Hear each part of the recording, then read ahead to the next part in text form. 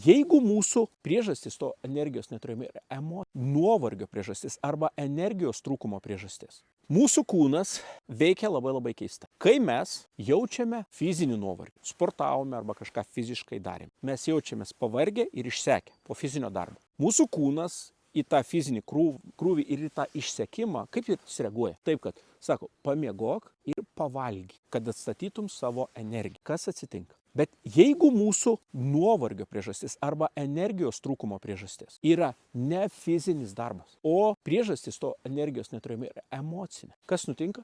Mūsų smegenys nesuvokia skirtumų. Nuovargio jausmas, išsekimo jausmas ir emocinio išsekimo atveju, ir fizinio išsekimo atveju yra lygiai tas pats. Pojūtis kūne tai yra 1:1. Kai mes esame emociškai išsekę, mūsų smegenys mums diktuoja mintis – valgyk ir miegok. Bet tada dažniausiai žiūrėkite, kas atsitinka. Jeigu yra fizinis nuovargis, pavalgėt, pamiegojot, jūs vėl žvalus, vėl turite energiją.